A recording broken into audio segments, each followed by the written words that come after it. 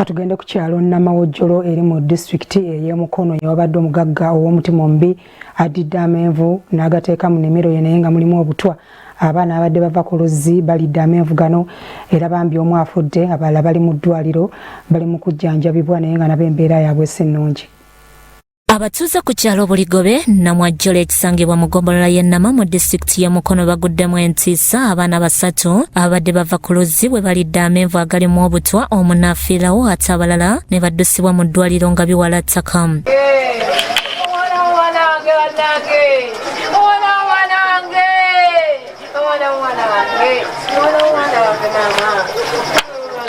Afudde ye Ryan Bwire ow'emyaka 6 nga mutabani wa John Bwire ng'ono abadde abeera ne jjajjawe ate abalala abatwaliddwa nga biwala ttaka kuliko Abed Jagenda ow'emyaka 5 ne muganda we Sharif Jagenda ow'emyaka 4 nga bano batabani ba Joyce Kirobo ne Amidu Yisiko nga bajjanjabirwa mu ddwaliro erya gavumenti erya Mukono General Hospital. Simanyi kuba omwana wange bangambye ali mu mbeera mbi, simanyi kikyaliko, simanyi ulira mwana wange budduka n'ofiira omwana mu ebyo ebyekisiruze, mwana wange ali mu mbeera mbi, singana kyensobola kubanyonnyola nti omwana wange ali bubi.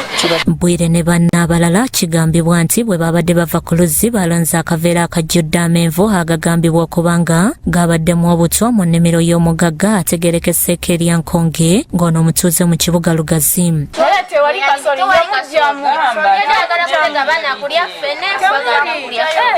Kasoli ya mujja banange tuberenga benkanya buteko obutwa daradara bahita waliwe yasaye yatadde mu kasoli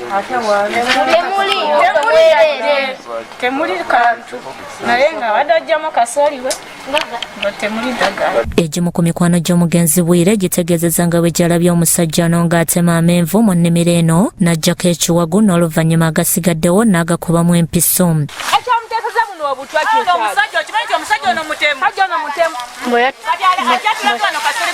Mweyatemye nawali eri saidi zaawa kuba obutoko kyamani ndowooza yabimanyiko ku mutuuze ono naye nakyamani watalimanyi jino naye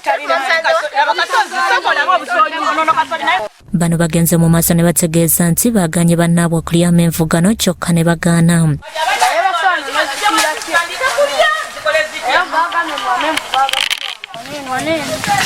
Omwasanza amenvu ngoyo yafudde omugenzi abadde nga yeebasewa n'agamba nti n'olubuto luno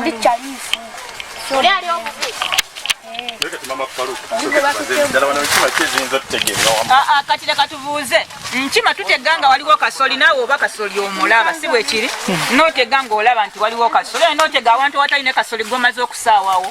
Richard Semanda kansala w'ekitundu kino ku ggombolola y'e Nama agamba nti ng'oggyeko eky'omugagga ono okuba ekitundu kyabwe ekikkwe n'ekikolwa kyennyini kimenya mateeka ekyokutta ebisolo ng'okozesa obutwa. Poliisi okuva e Mbarara ng'ekulembeddwamu Afande Harriet Kisaache batuuse mu kifo kino ne beekebejja omulambo ssaako n'okutuuka mu kifo ewagambibwa okuteekebwa amenvu ssaako n'okujja siteetimenti ku bantu abatali bamu. Poliisi e Mukono etandise okunoonyereza kitundu ky'e Buligobe mu Mukono district kuweetooloolera ku baana abasatu abagambibwa okuba nti nno baalidde obutwa bwabadde buteekeddwa ku mumenvu eri omu ku mutuuze mu kitundu ekyo ng'amannya ye Nkonge. Nkonge ono agambibwa okuba nti abadde alina entima mu nnimiro ye nga zimutawaanya naye n'ateeka obutwa ku menvu ge yasudde mu nnimiro era eky'omukisa omubi abaana bano abasatu okuli Bwire Ryan ng'ono omugenzi Isiko Sharifu ne Abed Isiko baagalidde era ye Bwire n'afiirawo. Omulambo gwe gwatwaliddwa mu ggwanika naye ng'abaana ababiri bali mu kufuna bujjanjabi ku Mukono General Hospital nga bwe tugenda mu maaso n'okunoonyereza kwongera okutegeeza abazadde kubuulirira abaana n'abantu okulaba nti bwe baba bakoze ebikolwa nga bino eby'okutega ebisolo obutwa babikole mu bwegendereza ate mu mateeka. Bikusakiddwa Eric Yiga, Crossroads TV, Omunnyo.